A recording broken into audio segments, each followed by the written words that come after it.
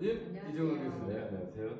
네, 오늘 저희가 같이 얘기하기로 한 내용은 쓰레기에 대한 내용입니다. 사실 내일 토요일인데 우리 남자들이 주말 되면 맨날 하는 일이 있습니다. 쓰레기 분리수거를 하는 장소로 나가서 열심히 다른 데다가 병이면 병, 뭐 종이면 종이, 플라스틱 뭐 이런 식으로 다 분리수거하는 걸 도와주는 날인데 잘하고 계시죠? 열심히 노력을 하고 있는데 별로 접수는 높지 않은 것 네, 같은데 잘 못한다고 안 하는 말이에요. 매번 할 때마다 느끼는 건데 너무 많다. 진짜. 이거 우리 쓰지 말고 살아야 되겠다 이런 생각이 들거든요. 근데 저만 그런 생각한 게 아니고 유럽에 있는 사람들이 야, 한국 물건 너무 좋은데 많이 갖고 오는 건 좋은데 우리 많이 살 텐데 쓰레기는 갖고 오지 마라 뭐 그랬다면서요. 네. 그래서 그것이 어떻게 진행되고 있는지를 좀 설명해 주세요. 네. 대표님이 딱 찰떡 비유를 해주셨는데요. 작년 7월에는 제품에 대해서 에코 디자인을 의무화하는 규정이 통과가 됐고요. 에코 디자인을 해가지고 와라. 네. 그리고 올해 2월에는 포장재에 대해서 포장재에 대한 에코 디자인을 의무화하는 규정이 올해 통과가 됐어요. 포장재마저도 에코 디자인화 해라. 네. 그래서 에코 디자인 그러면은 좀 모르시는 분들이 있죠. 그래. 에코 디자인 조금 설명해 주세요. 제가 뭐 여러 정의가 있겠지만 설계를 할 때 이제 이 제품이 영향을 미치는 그런 영향의 전 과정을 고려를 해서 사용 단계에 내가 이렇게 설계하면 사용 단계 때 얼마나 환경 부하가 줄까? 내가 이렇게 설계하면 폐기 단계 때 얼마나 재활용이 용이할까? 라는 거를 의무화하는 거를 이제 에코 디자인이라고 하는데 그러니까 에코에 뭐 이렇게 그린 색을 칠해가지고 이런 게 이런 게 아니고요. 아니고. 네, 그런 게 아니고요. 그래서 재질을 좀 단순하다든가 자원을 좀 덜 쓴다든가 구조를 이렇게 좀 쉽게 분리하게 한다든가 이런 거는 설계 단계 때만 할 수 있는 거잖아요. 그렇죠. 네, 그때 에코, 즉 에컬러지와 저는 이코노미에 약간 거기도 합성을 EC 맞아요. 오고 네. 에코노미도 EC 오고 이렇게 나와요. 다 에코에서 나온 말이에요. 그래서 환경만 무조건 고려한 디자인이 아니라 환경과 경제를 전 과정에 걸쳐서 다 고려한 설계. 근데 이거를 의무화했습니다. 유럽에서 그거를 의무화하고 앞으로 물건 들어올 적에는 다 이 조건에 맞춰 이런 거네요. 맞습니다.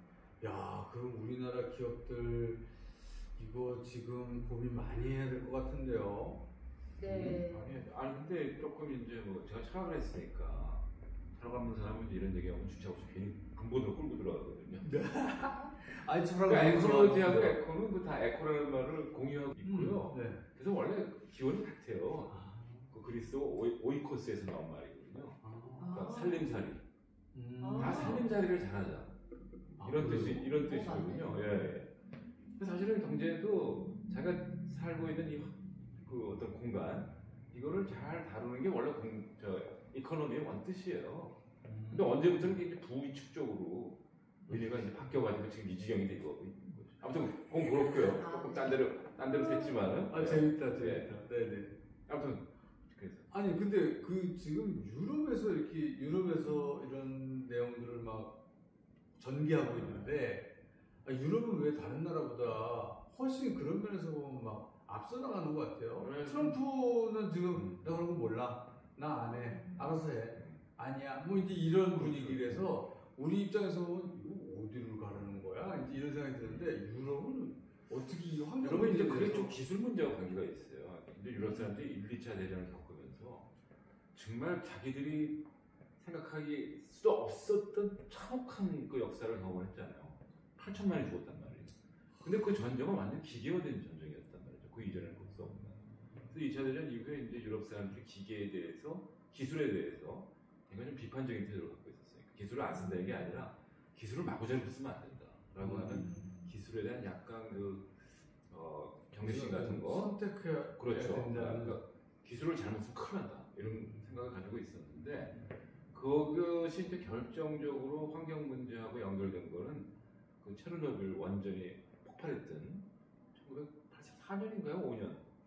5년인가? 그때 이제 아주 결정적인 계기가 됐다고 할 수가 있습니다. 그때 특히 독일 사람들은 엄청나게 충격을 받았어요. 프랑스는 조금 거리가 있었지만은 독일은 그 우크라이나하고 딱 붙어 붙었으니까. 있으니까. 그래서 특히 이제 독일의 그 동부 쪽 그쪽 사람들은 실질적으로 이제 피폭 피해도 있고 그랬단 말이죠. 그래서 그때부터 이 사람들이 우리가 갖고 있는 경제가 이게 제대로 가고 작동하고 있는 경제인가? 그리고 그 경제를 뒷받침하고 있는 소위 말하는 그 에너지 시스템이 과연 이렇게 가도 되는가에 대한 아주 좀 근본적인 반성을 하기 시작했고요. 근본적인 반성과 고민. 그렇죠. 근본적인 반성을 하다 보니까 철학도 거기에 참여를 해야 되는 거죠. 그래서 제가 그때 독일 가서 공부할 때 갑자기 세미나 주제들이 바뀌었어요. 그래요? 네, 기술에 관한, 그 다음에 뭐 현대 문명에 관한 어떤 비판, 그 다음에 성찰 이런 것이 막 이제 독일의 수업의 세미나로 올라오고 이랬죠. 그러더니 이제 그것이 정치권에도 영향을 미치고 그래서 일관되게 러시아하고 우크라이나 전쟁이 일어나기 전까지는 그 방향으로 굉장히 좀 나름대로 체계를 갖고 움직여왔죠. 그러다가 이제 이번 전쟁이 나면서 조금 주춤하고 있는 것 같아요. 유럽이 하여튼 먼저 당하니까 그렇죠. 그 당한 걸 가지고 고민하다 보니까 환경 문제에 대한 깊이가 깊어졌다. 그렇죠. 이런 말씀인 것 같아요. 근데 지금 그런 식으로 유럽에서 그렇게 쓰레기 갖고 오지 마라. 쓰레기 너 만들 적에 처음부터 잘 디자인해서 만들어라. 이제 이런 얘기를 하는데 우리나라 기업들이 그거를 준비하려고 그러면 정말 어떻게 준비를 해야 될지 다 우왕좌왕할 것 같아요. 지금 정부는 이걸 알리고 있어요? 어떻게 하고 있어요? 제가 알고 있기로는 이제 우리나라 지금 얼마 전에 부처 이름이 바뀌었는데 환경부가 기후에너지 환경부로 이제 좀 재편이 됐고 이제 산업부가 있잖아요. 그래서 이 두 부처가 지금 현재 이 에코디자인 규정과 관련해서 세미나도 하고 있고 또 협의회도 운영하면서 조금씩은 알리고는 있는데 여전히 사실 ESG 공시나 공급망 실사와 같은 다른 법들이 또 쫙 있거든요. 그러다 보니까 사실 이 에코디자인 관련된 내용은 조금 덜 알려졌어요. 급하면서도 급하긴 급한데 얘가 오히려 뒤로 밀린 느낌이에요. 네네. 오히려 이제 다른 큰 어떤 기업 단위의 ESG 공시도 의무화가 되고 있고 공급망 실사법도 작년 7월에 통과됐어요. 그러니까 동시에 여러 가지 법이 통과가 되면서 사실 기업들이 너무나 많은 것들을 해야 되고 아무래도 이제 시행 시기에 따라서 좀 자원을 우선순위가 좀 달라지다 보니까 제가 봤을 때는 이제 좀 알려지고 이제 좀 스터디하는 그런 단계가 아닐까라는 생각이 듭니다. 생각보다 급한 것 같은데 네. 사실은 지금 이미 법으로 시행을 하기 시작했다면서요? 이게 이제 아까 제가 포장재와 관련된 에코디자인 관련된 규정은 올해 2월에 통과가 됐는데 시행을 이제 첫 번째 행동을 해야 되는 시기는 내년 8월이에요. 그러니까 얘는 엄청 이머전 타임이거든요. 근데 이제 반면에 금방이에요. 금방이죠. 금방이에요. 그래서 조금 비상 상황이고요. 그다음에 제품에 대한 에코디자인 규정은 그래도 다행히 큰 골격만 나와 있어요. 근데 이게 이제 우선순위 품목이 섬유, 그다음에 전기전자 제품, 가구, 타이어, 이런 철강, 알루미늄 이런 품목이거든요. 근데 이 품목별로 위임법이 만들어지고 있는 단계예요. 그래서 지금부터 열심히 따라잡고 모니터링을 하면 우리도 충분히 준비할 수 있는 시간이 있는데 포장재는 지금 많이 알려지지도 않았고 지금 사실 유럽도 법을 만들었지만 유럽도 이 법을 이행할 준비가 되어 있을까라고 할 정도로 조금 혼란스러운 시기이긴 합니다. 사실 이런 내용들을 보면 교수님 말씀하시는 이제 5차 산업혁명 이야기라든가 선순환 경제 이게 그러니까 순환 경제로 우리가 리니어 경제가 아니고 순환 경제로 자꾸 가야 된다는 그런 이야기들과 맥을 다 같이 하고 있는 것 같아요. 그냥 개념적으로 순환 경제 얘기를 하다가 이제는 아예 법으로 너 이거 안 하면 못 들어와 이렇게 하니까 순환 경제로 안 갈래 안 갈 수가 없는 상황인 것 같아요. 그런 면에서 보면은 5차 산업혁명에서 제일 중요한 거잖아요. 지금 뭐 산업혁명이 저는 개인적으로 유럽에서 새로운 산업혁명이 시작됐다라고 표현하고 싶은데 5차 산업혁명을 주창하시는 입장에서 보면은 어떻게 이거를 한번 좀 해석을 하고 우리가 어떻게 움직여야 될지 그것도 한번 좀 말씀해 주세요. 일단 그 5차 산업혁명이라는 개념부터 좀 설명을 하고 넘어가야 될 것 같아요. 왜냐하면 뭐 아시는 분은 아시겠지만 사실은 그렇게 흔하게 쓰이는 말은 아니고 지금 4차 산업혁명이 한 2016년부터 대거 유포되고 그러다 사람들이 이제 약간 식상해 있는 지금 상태인데 그래서 이제 어디 가서 5차 산업혁명하면 4차 산업혁명도 지겨워 죽겠는데 무슨 5차 산업혁명이냐고 이런 얘기하는 사람들도 있는데요.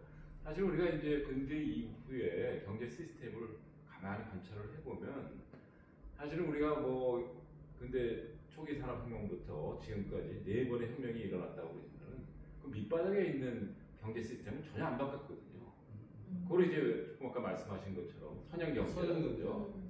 선형경제라는 말에 대해서 조금 더 설명을 해야 될 텐데 선형경제라는 것은 일단은 단적으로 한마디로 얘기하면 쓰레기 생산 시스템이에요. 이게 사실은 이제 많이 생산하고 그렇죠. 많이 쓰고 기본적으로 이제 조금 더 근본적으로 얘기하면 인간과 자연과의 관계가 근본적으로 바뀐 것부터 시작한 거죠. 그러니까 근대 산업 사회가 뭐 예를 들어서 새로운 동력을 발견했다 뭐 이런 식으로 얘기를 하고 있지만은 그보다 더 근본적인 문제는 인간이 자연을 자원으로 보기 시작했다. 그게 굉장히 결정적인 겁니다. 근데 그 전까지는 인간은 자연을 자원으로 보지 않았어요. 자연은 맞아. 네, 우리나라 뭐그저 동양에서는 자연은 뭐 인간의 스승이라고 보기도 했고 또 근대 산업 사회 이전까지는 사람도 마찬가지입니다. 그 피디스라 그래가지고 자연은 스스로 일어나는 것이다 이렇게 생각을 해왔었는데 그래서 자연에서 우리가 뭔가를 배울 것도 있고 또 예술가들은 자연에서 아름다움을 발견을 해서 예술 작품을 만들고 이렇게 했는데 언젠가부터 자연은 그 자체는 아무런 가치가 없는 자원으로 전락해버리고 그 자원을 가치 있게 만드는 것이 산업이 된 거죠. 그게 산업혁명이라고. 맞아. 네. 또 그 과정에서 인간이 소비자로 변해버렸어요. 그 사실은 인간이 소비자로 자기를 규정한 적은 그때부터란 말이죠. 그 이전에 인간이 스스로를 소비자로 규정한다는 건 사실 치욕스러운 일입니다. 소비자, 영어로 컨슈머잖아요. 그건 소모하는 존재라는 말이에요. 근데 사실 너 그렇게 소모하고 사냐 그러면 욕이잖아요. 근데 우리는 그걸 너무나 당연하게 지금 쓰고 있단 말이죠. 그래서 우리 생산자인데 그렇죠. 아니 근데 사실은 생산자라는 것보다는 우리는 거의 다 소비하고 살고 있어요. 소모하고 살고 있어요. 생산자도 자연을 소모하고 살고 있는 거잖아요. 그래서 결국은 이제 산업혁명, 1차 산업혁명이라고 하는 것이 인간과 자연과의 관계를 자원으로 바꾸고 인간을 소비자로 만들고 또 기술도 결국은 결과적으로 쓰레기를 만들어내요. 왜냐하면 모든 것이 소모되는 거니까. 물론 이제 그 과정에 상품이라고 하는 것을 제조해내지만 그 상품이 최종적인 결과물은 뭐냐면 쓰레기란 말이에요. 폐기되는 거. 그래서 사실은 산업혁명의 진짜 정체는 쓰레기 생산혁명이다. 이렇게 얘기를 할 수가 있고요. 어디서 그렇게 얘기하시면 싫어하는 사람 많을 텐데. 아 근데 우리 솔직히 불편한 얘기도 들어야 돼. 그 2차 산업혁명은 뭐냐? 그 쓰레기 생산 산업혁명을 전기라고 하는 효율적인 동력을 바꾼 거죠. 그러니까 더 쓰레기가 폭증하고. 3차는 뭐냐? IT가 이제 등으로 들어와가지고 이게 지능화되기 시작하는 거예요. 그래서 더 쓰레기가 효율적으로 생산되면서 어마어마하게 폭증하고. 4차는 뭐냐? 이제 인공지능까지 들어오기 시작하잖아요. 그러니까 인공지능이 쓰레기를 생산하는데 얼마나 지능적으로 지금 잘하고 있는 거예요. 그러니까 어마어마하게 지금 쓰레기가 폭증하고 있는데 이걸 통계 수치를 보면 굉장히 명확하게 드러납니다. 예를 들어서 근대 산업혁명부터 지금까지 기술 발전의 속도 이게 이제 소위 말하는 지수함수라고 그러잖아요. 가속도 그래서 2차 함수, 익스포넨셜 그로스라고 그러잖아요. 거의 이제 그 쉽게 얘기하면 2차 함수 어떤 그 거듭 제곱의 속도로 발전하고 있는데 그것과 똑같이 나타나는 게 쓰레기 배출량이죠. 쓰레기 배출량도 거듭 제곱 속도로 발전, 증가하고 있고 그 다음에 더 끔찍한 거는 재난 발생 빈도수도 거듭 제곱의 속도로 증가해요. 이 세 개가 깊은 상관관계가 있다는 거죠. 그래서 결국은 우리가 그냥 현대 산업혁명을 명예훼손시키기 위해서 쓰레기 생산 혁명이었다 이렇게 얘기하는 게 아니라 진짜 그 내면을 들여다보면 그렇다는 걸 우리가 솔직히 인정하고 넘어가야 된다. 그래서 교수님 말씀하시는 5차 산업혁명은 사실은 어떤 리니어 혁명에서 벗어나는 혁명이 진짜 돼요. 그런 혁명이고 그렇죠. 그 사실은 대표님도 5차 산업혁명 그런 얘기 나올 때 얘기하시는 뭐 레질리언스라든가 네. 그렇죠. 그다음에 뭐 있었죠 또 뭐 하여튼 네. 쓰레기를 줄이거나 그다음에 인간의 어떤 전업성을 갖다 높이는. 네. 근데 요새 AI가 나오면서요 갑자기 AI 플러스 뭐든지 하면 그게 다 5차 산업혁명이라고 그러잖아요. 그러니까 그 개념이 잘못된 거지. 그건 사실 4차 산업혁명이에요. 아니면 4차 산업혁명 안에 있는 거고. 그렇죠. 1차 산업혁명을 아직 벗어나지 못한. 음. 솔직히 얘기해. 1차 산업혁명을 더욱 진흥화시켜서 굉장히 효율적으로 쓰레기를 생산해내는. 그럼 뭐 진흥화된 시스템이다 이렇게 얘기를 할 수 있는. 그래서 5차 산업혁명이라고 하는 것은 진짜 그러한 경제를 완전히 벗어나서 새로운 경제로, 새로운 문명으로 나아가는 것인데 완전 새로운 그렇죠. 산업혁명. 근데 중요한 것은 우리가 쓰던 기술을 그대로 쓸 수 있다는 거예요. 우리가 완전히 이게 잘못 생각하면은 이제 학자들이 이런 경우가 있었어요. 1980년대, 70년대에 이 수상하다 우리 문명이 그러니까 경제 성장도 제로로 해야 된다. 역성장해야 된다. 이건 말이 안 현실적으로 돼. 받아들일 수가 없어. 받아들일 수가 없잖아요. 그리고 기술도 버려야 된다. 모두가 자연인이 되죠. 우리가 다 같이 원신이 되잖아요. 그러니까 그 자연인만 돼도 저쪽 잘못하면 없이 되는 거예요. 그렇게 할 수는 없잖아요. 그러니까 기술을 통해서 어떻게 하면 우리가 소위 말하는 쓰레기 생산 시스템으로부터 쓰레기를 줄이는 기술로 이걸 선정할 수 있느냐. 이거는 이제 고민을 하면 되는데 그거를 유럽이 하려고 하는 거고 지금 제일 먼저 네. 시작을 했다는 거고 아주 네, 구체적인 내용들이 막 나와야 될 것 같아요. 뭐 아까 제가 제품과 포장재에 대한 규제는 지금 이제 교수님께서 말씀하시는 순환 경제 아주 일부로 진행이 되고 있고 또 유럽에서 얘기하고 있는 순환 경제 정책 패키지의 그 상위 개념은 그린딜이라고 하는 사실은 그린딜. 전 세계적으로 모든 국가가 지금 같이 향해 가고 있는 탄소 중립이라고 하는 고를 달성하기 위해서 사실은 순환 경제의 정책 패키지가 나오게 되는 거인데요. 근데 저는 사실 탄소 중립과 순환 경제의 흐름과 그다음에 제품에 대한 어떤 이런 흐름으로 제가 이해를 하고 있었는데 교수님이 얘기하시는 걸 보니까 이건 완전 1차, 2차, 3차, 4차를 완전 뛰어넘는 정말 혁명적인 경제 시스템이겠구나라는 생각이 들어서 여러 가지 지금 복잡합니다. 네. 경제 시스템을 확 바꾸자는 의견으로 보여요. 유럽에서의 지금 시작은. 사실은 저는 이제 유럽이 27개국 형국이 있어서 사실 이렇게 단합이 잘 될까? 뭐 이런 거 있어. 그리고 법을 하나 만들더라도 되게 오래 걸리고 이렇게 하는데 처음에 초안은 좀 엉성하지만 이렇게 진행되는 것들을 보면은 너무나 이게 구조적으로 구멍이 없는 거죠. 저는 요번에 이제 에코 디자인 관련된 규정에 대해서도 사실은 어떤 개념이 있냐면 제품에 대해서 최소 시장에 출시하기 위한 최소 규정을 주고요. 그걸 한 하위 30% 수준으로 줘요. 그러면은 시장에 출시하기 위해서는 이 하위 30%에 있는 이 기업들은요, 그걸 맞추기 위해서 엄청 노력을 할 거고, 또 하나의 설계 요건 중에 하나는 상위급, 상위 한 1, 20%, 거기는 엄청난 인센티브를 주게 아예 법에 만들어줬어요. 그래서 많이 하면 할수록 네, 도움이 되게끔 기업들한테 맞습니다. 그래서 당근이 되는구나. 미니멈 기준을 주는 규제가 아닌 혁신성도 끌어올리는 규제로 설계해버렸어요. 그래서 제도적으로 거의 완벽한데 약간 그 생각을 그러니까 그게 굉장히 중요한 것 같아요. 너무 그러니까, 중요한 것 같아요. 우리가 이제 일반적으로 혁명 그러면은 뭐 러시아 혁명 이런 거 생각해가지고 뭐 자본주의 시스템을 완전히 뒤엎는 거 이렇게 생각하는데 5차 산업혁명 그게 아니에요. 오히려 시장 경제를 그대로 유지하면서 지금 말씀하신 것처럼 뭐 혁신하는데 인센티브를 주는데 혁신의 방향이 순환으로 가는 거잖아요.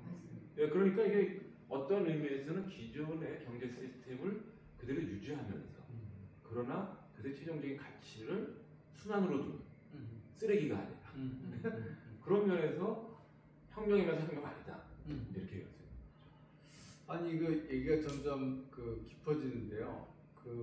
우선 여기 오늘 좌담을 같이 하면서 뭐 철학과 교수님은 사실은 저랑 이런저런 이슈를 가지고 몇 번 방송을 했기 때문에 아시는 분은 또 아실 수 있는데 우리 이학년 대표님을 처음 모셨는데 근데 이학년 대표님 하시는 일 좀 얘기해. 소개해주세요. 그래. 아니 왜냐하면 그 정보를 많이 갖고 그렇죠. 계시기 때문에 혹시 또 연락하고 싶으신 분들도 있을 수 있고 아니 뭐가 전공이길래 저렇게 내용을 다 잘 알고 있지?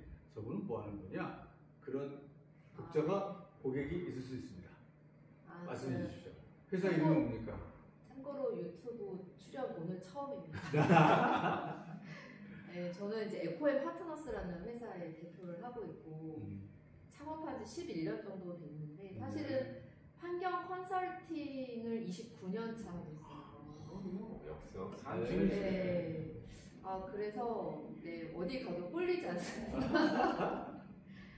네, 근데 이제 제가 했던 분야가 놀랍게도 제가 20년 전에 했던 게 에코 디자인이었어요. 그때 그 당시에 제가 했었던 환경 컨설팅은 예를 들면 좀 우리 어느 정도 경제적으로 윤택하니까 나 조금 더 잘난 회사가 될래. 그래서 약간 이제 선언적으로 뭔가 좀 이렇게 정말 있어 보이게. 네, 서스테이너블한 우리 기업이야 이런 기업이 저의 고객이었어요. 에코라는 거를 달고 모자를 쓰고 싶어. 맞습니다. 더 추가적인 어떤 가치, 그런 어떤 지위의 어떤 향상 이런 부분들을 좀 대상으로 한 컨설팅을 그래서 조금 되게 좀 글 잘 쓰고 네, 이쁘게 만들어 드리면 되는 그런 거였는데 지금의 컨설팅은 완전 다릅니다. 지금은 유럽에 수출하거나 글로벌 기업하고 거래를 하려면 갖춰야 되는 게 너무 많아졌어요. 근데 그걸 저희가 ESG 규제라고 하잖아요. 근데 저는 이제 환경에 조금 전문적으로 특화돼서 그렇게 활동을 하고 있는 그런 컨설팅 회사이군요. 네. 아니 제가 좀 차담을 하면은 사실은 이제 저는 이제 그 아까 말씀드린 대로 그 체르노빌 완전폭파 사건이 독일에서 이제 그런 분위기에서 공부를 하고 왔었기 때문에 어차피 이제 영국에서 그런 쪽으로 좀 했었어요. 꼭 그것만 한 건 아니지만 과학기술과 철학 그런 거 하시잖아요. 그거 하면서 이제 환경 문제도 같이 다 연결이 되니까 그게 좀 해왔는데 근데 결정적으로 이거 하지 않으면 안 되겠다고 생각했던 게 이제 코로나 사태 경험하면서 정말 이게 그냥 해서는 안 되는 일이구나. 그래가지고 이제 굉장히 절박한 하나의 연구 과제로 삼고 있었는데 코로나를 가만히 생각해보면 이게 결국은 쓰레기 때문에 일어나는 일이 이것도. 코로나. 이게 뭐 바이러스 문제가 아니라 바이러스는 사실 좀 억울한 거고 그 코로나의 원인으로 지목되는 거는 진짜 근본적인 원인은 사실 기후 문제였단 말이에요. 이게. 그것 때문에 바이러스가 활성화돼가지고 또 우리 전체의 어떤 글로벌리제이션이라고 하는 것 때문에 급속히 퍼지고 뭐 이런 거 아니었습니까? 그래서 이제 진짜 5차 산업혁명 해야 된다. 4차 산업혁명 갖고는 이제 안 된다. 이거 더 이상 쓰레기 만들어낸다면 소위 말하는 6차 대멸종, 그야말로 정말 모든 생명체가 죽는 대재앙이 이제 실질적으로 일어날 것이다라고 하는 것이 이제 과학자들도 그때 많이 얘기했었고, 저도 거기에 동의하고 그래서 이제 하려고 했었는데 하다가 보니까 너무 좀 외로운 거예요. 5차 산업혁명 얘기를 얘기를 들어줄 사람도 별로 없고, 그러다가 이제 스스로 포기할 쯤 됐는데 두 분이 대담하는 걸 들었어요. 그리고 우리 이 대표님이 이 철학자들은 모르는 디테일을 너무 잘 알고 계시더라고요. 야, 이거 다시 용기를 갖고 해야 되겠다. 5차 산업혁명 얘기를 다시 할 수 있겠다. 철학은 이렇게 모호한 그림만 얘기해 주잖아요. 근데 진짜 나타나시는 거예요.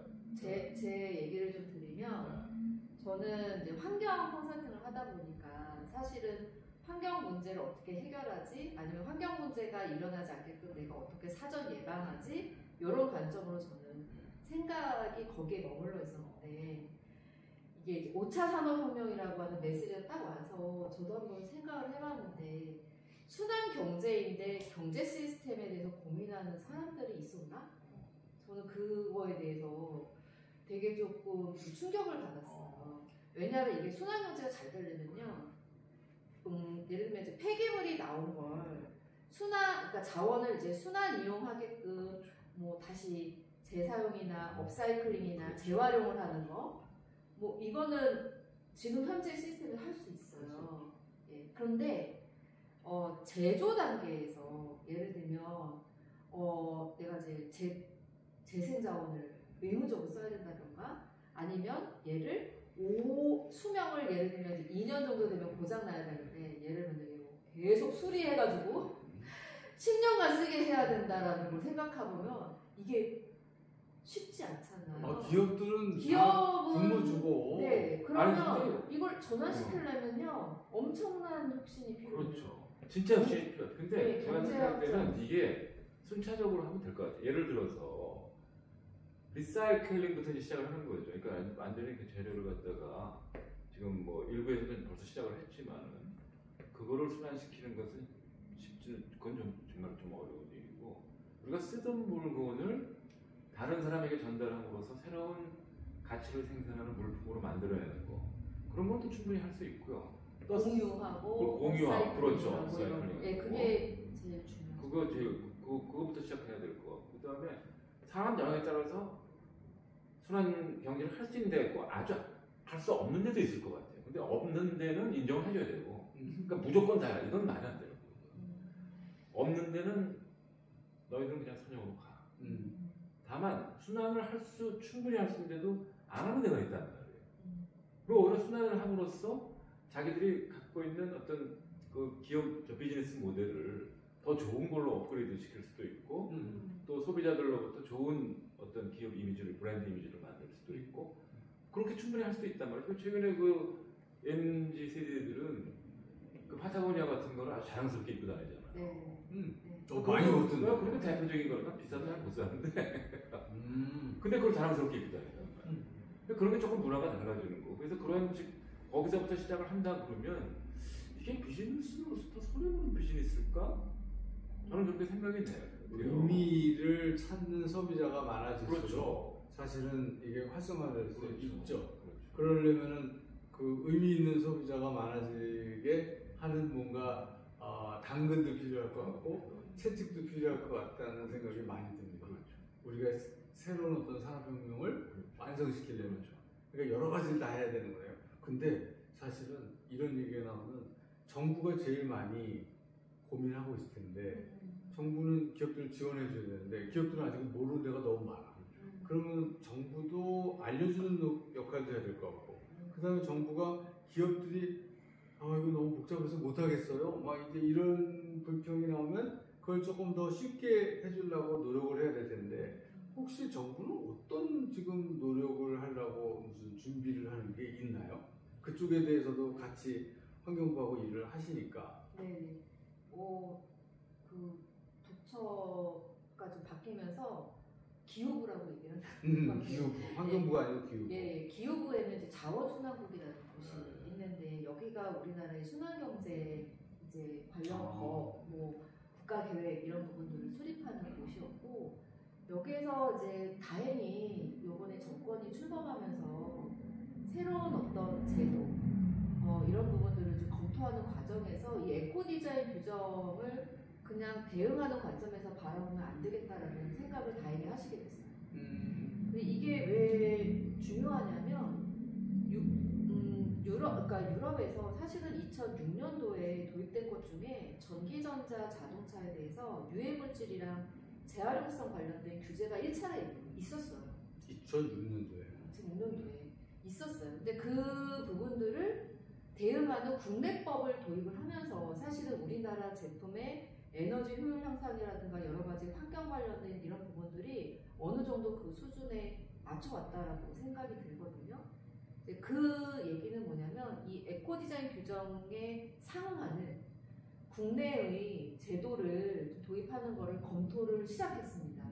그거 제가 알고 있기로는 9월 달에 에코디자인 정책 포럼에서 저는 그때 사례 발표를 했지만 그때 이제 담당 관님이 환경부가 검토하겠다라고 이제 공식적으로 발표를 하셨었고요. 지금 기초 연구를 지금 하고 있는 단계고 이제 제가 참여를 하고 있는 단계여서 아마 갈 건데 이제 막 시작이어서 사실은 내년에 조금 더 분주하게 움직이지 않을까 싶습니다.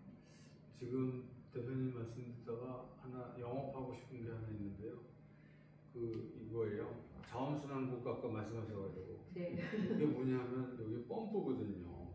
이게 저희 스타트업이 만든 건데 여기 누르면 이렇게 펌프가 네. 나오는 거거든요. 아, 물이 나오고 물이 나오거든. 샴푸. 근데 요 안에 보통 스프링이 들어가 있어요. 스프링이 들어가 있어가지고 우리가 버릴 적에 제가 여러 가지 버리는 걸 연구를 많이 하다 보니까 얘는 쓰레기통에 버려야 되고 그 다음에 밑에 있는 몸통은 리사이클을 하는데 버려야 되는데 이렇게 용수철이 들어가 있지 않는 철심이 들어가 있지 않는 요거는 같이 한꺼번에 리사이클로 보내면 됩니다.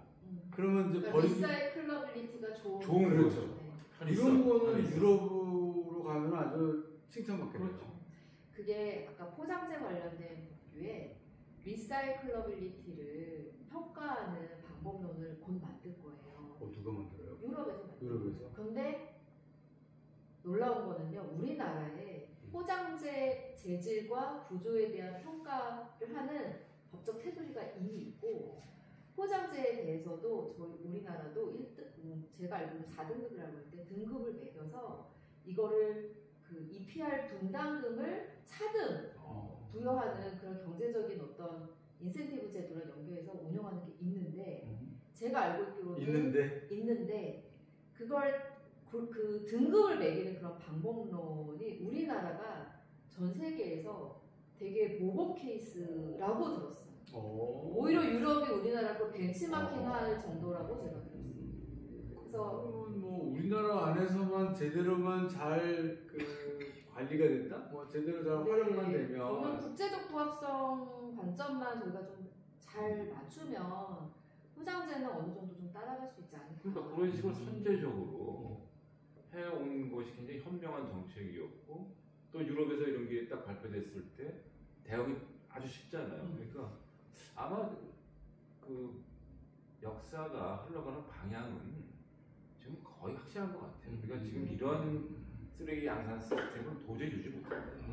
분명한 것 같고 지금 잠시 트럼프가 나와가지고 어떻게 보면 엉망진창을 만들고 있는데 뭐 트럼프가 이제 사는 건 나갈 거고 근데 어차피 그 역사가 미래로 가는 방향은 지금 이거 갖고 도저히 못 갈 것 같아요. 그래서 요런 하나하나가 굉장히 중요한 거예요. 그러니까 요게 지금 5차 산업혁명의 시작이 여기 바로 모든 혁명은 요런 거부터 시작한 거니까. 아니 지구를 어지럽히게 만든 다음에 일론 머스크는 이거 타고 우주선 타고 그러니까 나가겠다는 거 아닙니까? 아니 그러니까 일론 머스크가 좀 그 정신 차려야 되는 거 아니에요? 일론 머스크 정신 차려야죠. 여기 들어오니까 여기서 더 이상 못 살겠으니까 화성으로 가겠다. 그러니까 그게 얼마나 어리석은 생각이. 그러니까 파타고니아에 가본 그 써 있잖아요. 화성으로 가지 말고 지구를 잘 지켜라. 그러니까 맞아. 우린 지구를 잘 지켜. 근데 이런 게 지구를 지키는 하나죠. 네. 시작이에요. 우리가 뭐 캐치프레이즈를 5차 산업혁명에도 굉장히 크게 걸었지만은 사실은 이제 전면적인 구조적인 어떤 전체적인 생각이 있어야 되겠죠. 어떤 시스템을 구축을 하는데 그걸 우리가 한 번에 할 수는 없잖아요. 그건 무식한 방법이고 어떻게 순차적으로 할 거냐. 그리고 기존에 우리가 산업경제를 무조건 하루아침에 다 정말 경상도 말로 뽀샤버릴 수는 없잖아요. 그것도 기여하는 바가 있단 말이죠. 그러니까 그것과 순환경제를 어떻게 좀 더 조화를 잘 시키면서 앞으로 이제 순환경제의 비중이 커지게 만들 것인가. 이러한 그 현명한 그 로드맵 같은 거 만드는 거 이런 게 정책 당국에서 굉장히 필요할 것 같고 또 하나 중요한 거는 아까 잠깐 말씀드렸지만 디지털 테크놀로지를 이제 AI라고 하는 것이 오히려 순환경제를 활성화할 수 있는 굉장히 좋은 툴이라고 생각을 해요.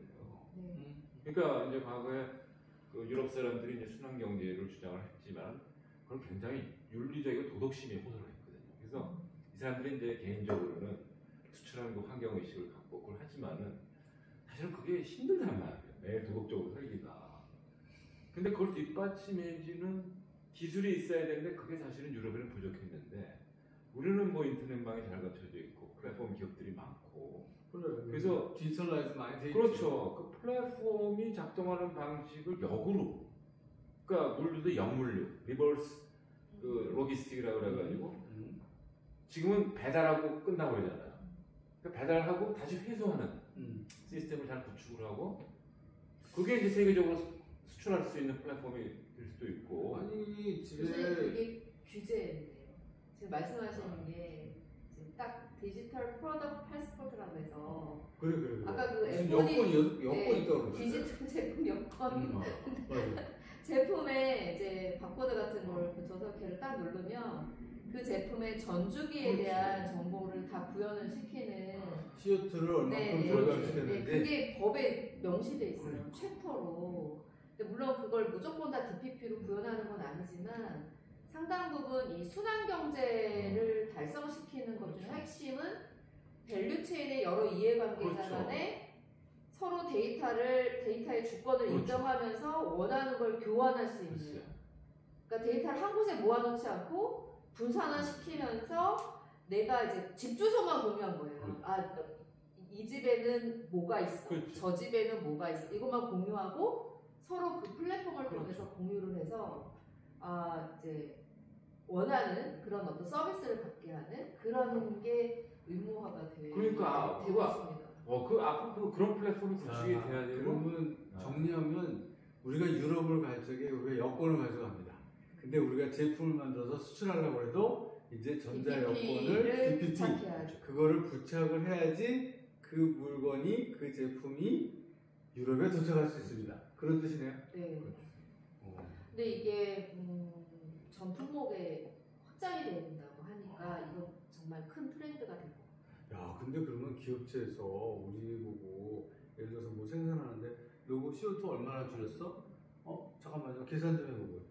또 무슨 다른 공정 하나 더 했어요. 그랬더니 너 그거는 CO2를 얼마나 줄였어? 라고 물어보면 잠깐만요 하고 계산해야 되거든요. 이거 우리 계산할 게 너무 많으면 기업들이 힘들어요. 아니 근데 지금은 계산하는 거 AI 시키면 돼요.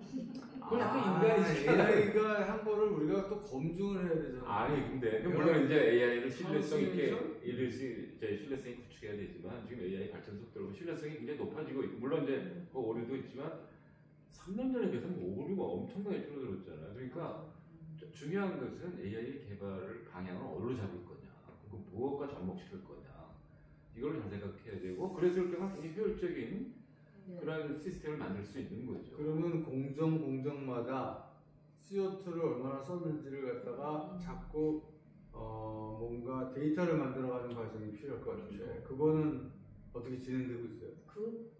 오히려 그런 부분에서는 산업부가 R&D 과제를 통해서 구축을 하고 있어요. 산업부가요? 네. 그러니까 이런 DPP 관련해서는 아무래도 통상 규제 대응이다 보니까 산업부가 2, 3년 전에 이런 DPP 대응과 관련된 R&D를 추진을 하고 있고 그게 지금 한참 하고 있는 걸로 알고 있고요. 아마 준비가 되지 않을까. 근데 사실 우리가 좀 심각하게 생각해야 되는 게 트럼프 관세가 지금 문제가 아니죠. 그건 어쩌면 더 심각한 문제일 수도 있습니다 지금. 그러니까 우리가 뭐 수출로 먹고 사는 나라인데 그 유럽도 상당한 포르쉐를 차지하고 있잖아요 우리나라 수출 무역에. 그렇죠. 거기서 뭔가 이렇게 자꾸 이게 새로운 관세 어떤 의미에서 또 하나의 관세라는 거죠. 관세는 많이 내느냐 적게 내느냐 그렇죠. 하는 이슈니까 들어는 갈 수 있어 미국 시장에. 그렇죠. 돈을 많이 세금을 많이 내고 들어갈 수 있어. 관세를 많이 내고. 아니면 좀 생산 단가를 낮춘다든지 이런. 근데 이거는 안에 들어가. 유럽에 너 들어오지 마. 이렇게 그 정도로 더 강압적인. 유럽의 규제이기 때문에 유럽에 수출되는 애들만 영향을 미칠 것이다라고 생각하기가 조금 어려운데요. 유럽의 글로벌 기업들 있잖아요. 예를 들면 베트남에 생산 공장이 있고 미국에 생산 공장이 있어요. 그럼 유럽에 가는 애는 그렇게 만들고 뭐 중국에 가는 애들은 이렇게 만들지 않잖아요. 그렇죠. 그러니까 이 한꺼번에 유럽이 들고는 이 규제는 글로벌 표준이 되는 거예요.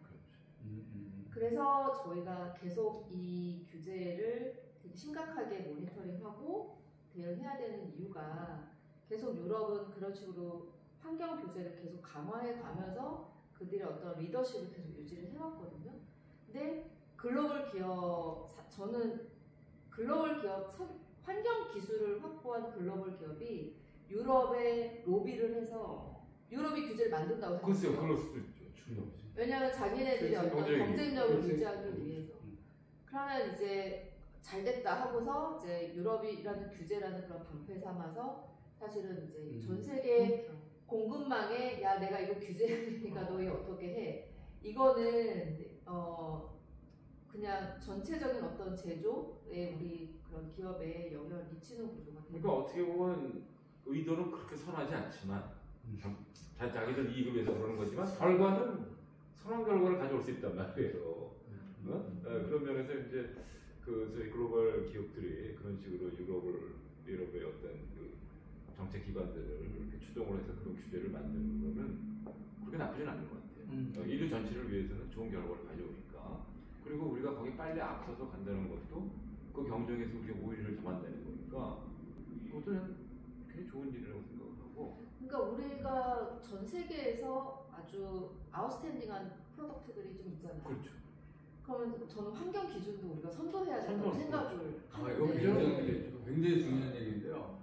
사실은 이제 오늘 이렇게 두 분 모시고 같이 이런저런 얘기를 하지만 이제 시간이 많이 돼가지고 좀 이렇게 클로징을 해야 되는데 우리가 이제 끝을 내야 될 텐데 두 분이 이거를 우리가 기회를 받아들여서 기업들은 이런 일을 해줬으면 좋겠다 하는 얘기를 한마디씩 좀 준비를 해주시면 좋겠어요. 왜냐하면 저희 채널에 중견기업들이 많이 보시기 때문에 중견기업들의 대표분들, 그다음에 임원분들 또 가족들이 같이 다 보기 때문에 야 그러면 그런 일이 유럽에서 아니 쓰레기 갖고 오지 말라고? 그럼 우리 포장재 다시 만들어야 돼? 부터 시작해서 여러 가지 고민을 하시기 시작하는데 이럴 때 너무 낙담하지 마세요. 뭐 이렇게 좀 그런 메시지를 좀 준비를 해주시고요. 제가 마지막에 하나 더 드리고 싶은 얘기가 있는데 제가 이제 열심히 만들어가지고 이 그린엑스라는 잡지도 만들어내고 있는데요. 재밌는 게 뭐냐면 집에 하루에 배달 박스가 몇 개씩 와 있는데 집집마다 있더라고요. 그래가지고 저 박스가 왜 이렇게 많지? 그랬더니 하루에 움직이는 박스가 1100만 개랍니다. 1100만 개 박스가 하루에 움직인답니다. 그 1100만 개 박스가 다 갖고 있습니까? 다 쓰레기로 나옵니다. 그러면 그 1100만 개 되는 박스를 줄이는 방법. 거기 또 스크래치북도 다 붙어 있습니다. 이것도 어떤 분들은 뭐 보니까 뭐 굉장히 촘촘하게 했던데 그걸 다 없애는 방법. 뭐 이런 걸 통해 가지고 어떤 박스 회사에는 그거를 만들어내고 있습니다. 그래서 이런 기업들이 스타트업들이 많이 있는데 앞으로 중견기업들은 어떤 식으로 이 유럽에서의 큰 산업혁명에 버금가는 아주 큰 산업혁명에 버금가는 일을 벌였을 적에 우리가 어떻게 준비해야 됩니까? 하는 거를 좀 한마디씩 좋은 말씀으로 클로징을 해주시면 감사하겠습니다. 뭐 먼저 하시네. 네. 아까 보니까 대표님 말씀하신 대로 이거 너무 이게 리액티브하게 하지 마라. 프로액티브하게 할 수 있다. 그 말씀하신 것 같은데. 두 가지 입장입니다. 네.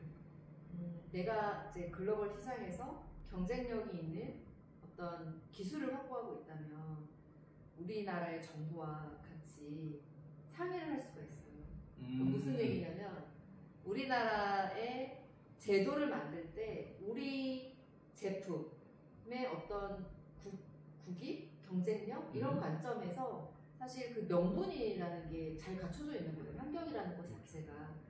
그래서 그런 부분이 있는 기업이라면 정부와 같이 이런 부분들은 오히려 제도적으로 좀 만들어주세요. 저는 그런 게 좀 필요하다라고 생각이 들고요. 오히려 좋은 케이스가 있으면 빨리 적극적으로 알리고 요거를 제도화하면은 유리할 테니까. 맞습니다. 우리나라에서도 너무나 많은 수입 제품과 경쟁을 하고 있잖아요. 똑같은 입장인 거죠. 그래서 우리도 그런 전략적인 어프로치가 좀 필요한 것 같고요. 두 번째는 대부분 95%는 뭔가 요구사항을 대응해야 되는 상황이신 거예요.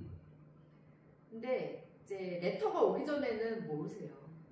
네. 뭘 해야 될지 뭐 전혀 모르고 레터가 오더라도 실무자가 서랍에 넣어버리면 모르세요. 그런데 그 나한테 오기 전에요.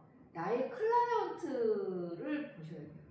나의 클라이언트가 어떤 규제의 상황에 있는지를 보시면 나한테 언제는 레터가 오겠다라는 거가 있어서 항상 제가 이제 중견기업, 중소기업 사장님들한테는 여러분은 안전합니다.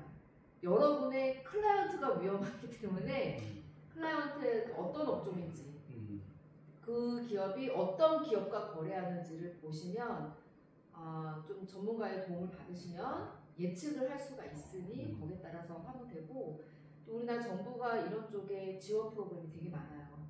예. 많은데 보니까 정부 요만큼 하고 아니 흉내만 내고 있더라고 우리 정부는. 아니 그 잘하는 그런 프로그램도 많이 있습니다. 그래요? 예. 요새 그래서 나아졌나? 많이 나아졌어요.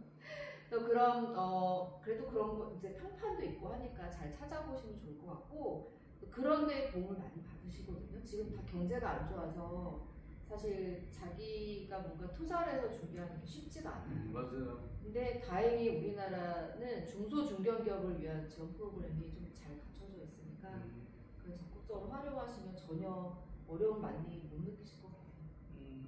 아주 뭐 좋은 말씀 같습니다. 자기가 갖고 있는 기준을 빨리 얘기해가지고 표준화시키자.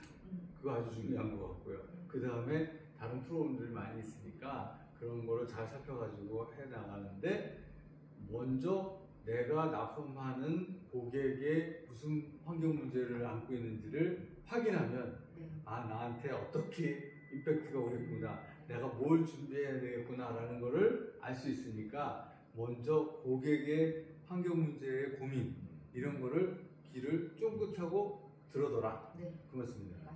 맞습니다. 네. 교수님. 저는 일단은 모든 기업, 대기업도 그렇고 중소기업도 그렇고 혁신을 안 하면 이제 더 이상 지속이 안 되죠. 맞아요. 근데 이제 어떤 방향으로 혁신할 거냐 이거 잘 정해야 되는데 오히려 규제가 혁신의 방향을 좀 친절하게 제시해주고 있다고 봐요. 그래서 규제라는 걸 역활용하면 그게 창의성이 될 수도 있거든요. 그래서 이제 그런 면에 좀 적극성을 갖고 여기 있는 것이고, 두 번째로는 자기 사업에서 좀 순환 경제로 갈 수 있는 요소가 뭔가라는 걸 찾아내는 작업이 필요한데, 그럴 때 이제 이 대표님 같은 경우에 컨설팅을 받는 게 굉장히 좀 중요하다고 봐요. 그러니까 여기 있어서 저기 계시다고 해서 그런 게 아니라 자기가 뭐 요양사원에서만 활동을 해왔기 때문에 모를 수가 있으니까 다른 지식이나 다른 경험을 활용해서 우리 산업 영역에 이 부분은 순환경제로 갈 수 있었구나, 아니면 뭐 리사이클링으로 갈 수 있었구나 라는 걸 발견을 하고, 그래서 이제 그쪽으로 조금 사업 비즈니스 모델을 좀 모디파이 하는 거 이런 것도 필요하고, 세 번째로는 역시 고객에게 어떤 가치를 주는 거냐, 고객에게 계속 소모하는 그러한 일종의 명예훼손이에요. 근데 앞으로의 세대는 자기가 소모하는 자라고 이용당하는 것에 대해서 굉장히 불쾌감을 느껴요. 적어도 유럽에 제가 있을 때도 그 유럽 사람들 자기를 소비자라고 생각하는 것에 대해서 좀 치욕적으로 생각해요. 그래서 뭔가 자기가 순환경제에 임하고 있다는 거, 환경보호에 임하고 있다는 것에 대해서 시민의식을 하는 시민으로서의 그 정말 올바른 행동을 하고 있다라고, 그게 이제 시민으로서의 자격이죠. 그런 어떤 그 현명한 소비자, 내지는 저는 이제 요새는 소비자라는 말 쓰지 말고 다 우리가 순환경제에 들어갈 것이기 때문에, 순환경제는 결국 뭐냐면 상품의 가치를 계속 순환시키면 재창조하는 과정이잖아요. 그러니까 이제 소비자가 아니라 당신들은 다 리크리에이터다. 다시 창조하는 사람이다. 이런 식으로 이제 그게 훨씬 좋네. 미래인가 앞으로 그렇게 바뀌어질 것 같아요. 그래서 투명시가 가능하거든요. 제가 되게 흔히 드는 극단적인 예가 그 마셜 디샹이라고 하는 예술가가 옛날에 그 변기로 예술품을 만들었잖아요. 변기를 갖다 놓고. 그러니까 그게 여러 가지로 해석이 될 수 있지만 요즘 생각에서 보면은 쓸모없는 건 아무것도 없다. 모든 것은 누구와 만남에 따라서 가치가 달라진다. 그것도 사실이에요. 세상에서 제일 쓸모없는 게 뒷사람 만나면서 그게 800만 달러인가 그렇더라고요 지금. 그 작품이 그게 난 뒷사람이 원래 그 당시에 그걸 만들었을 때는 순환경제를 의식하지 않았지만 지금 이 시점에서는 그 놀라운 하나의 가르침이다 이렇게 볼 수가 있는 거예요. 그래서 뭐 그런 방식으로 우리가 얼마나 재밌어요. 사실 모든 사람이 그냥 쓰고 버리는 게 아니라 요건 뭐가 되겠네. 그리고 다시 만들어. 근데 제가 어느 그 술집을 갔더니 버려진 수도꼭지로 등을 만들었더라고요. 근데 그게 너무 멋있어요. 그럼 너무 호감이 가는 거예요. 어떻게 이렇게 정말 스마트할 수가 있나. 그래서 앞으로는 이제 그 모든 사람들이 그런 식으로 버리지 않고 뭔가를 새로 만들어서 거기에 새로운 가치를 만들어내는 이런데 굉장히 쾌감을 느낄 거고 지금은 소비하는 데서 쾌감을 찾지만은 앞으로 리크리에이트하는 데서 쾌감을 찾을 거기 때문에 그런 방향으로 혁신의 길을 한꺼번에 가기 힘들죠. 차츰차츰 찾아가야 되고 그럴 때 전문가의 도움이 필요하다 이렇게 생각합니다. 교수님 말씀은 5차 산업혁명에 AI 더해가지고 얘기하지 마라. 순환경제를 가지고 얘기하자. 그리고 우리가 순환경제에 들어가는 순간 우리는 다 리크리에이트가 되고 그때 AI도 우리를 굉장히 도와줄 수 있다. 도와줄 수 있는 상황이다. 이런 말씀을 해주시는 거네요. 그래서 5차 산업혁명은 달리 다시 표현하면 스마트 순환경제다. 이렇게 얘기했어요. 이게 저희가 뭐 이제 꽤 긴 시간 동안에 이런저런 얘기를 했는데요. 쓰레기 버리는 일로 시작을 했습니다. 그랬는데 유럽에서 더 이상 쓰레기 갖고 오지 말라는 얘기입니다. 그 저희가 쓰레기를 만들 때도 에코를 생각을 해야 된다는 상황으로 가 있습니다. 그러다 보니까 정말 우리의 그 산업혁신 이게 어마어마하게 다른 축으로 지금 발전하고 있기 때문에 우리가 좀 더 전문가들하고 같이 얘기를 하면서 방향을 찾아가면 우리한테도 좋은 어떤 기회가 되지 않겠느냐 그런 말씀하신 걸로 제가 마무리를 하고자 합니다. 그럼 한마디만 더 붙이면서 이제 그 순환경제라든지 이런 에코 디자인의 선두 기업들 있잖아요. 그들이 이제 이미 연합체 같은 걸 구성하고 있지만은 훨씬 더 좀 강화된 형태로 일종의 동맹을 형성하는 게 중요할 것 같고. 그러면은 그 동맹을 만들 적에 두 분은 다 같이 참여해 주실 거예요? 저야 뭐 심부름 하면 심부름. 하는데 그리고 또 하나 언급할 거는 이런 면에서 당근 마켓이 중요한 역할을 하고 있다고 봐요. 아니 제가 오이 마켓이잖아요. 그러니까 당근하고 오이가 합쳐가지고 정말 뭐 5차 산업혁명을 끌고 가야 된다 이렇게 생각해요. 근데 정말 저는 당근 마켓이 굉장히 중요한 파라다임을 제시하고 있다고 보고 한 3년 전까지도 헤맸잖아요. 근데 최근에 막 수익이 막 올라가더라고요. 그래서 뭐 네이버, 카카오를 뭐 능가하는 새로운 세계적인 플랫폼 기업이 그 순환 경제 쪽에서 하나 탄생할 수 있는 가능성을 충분히 가지고 있다.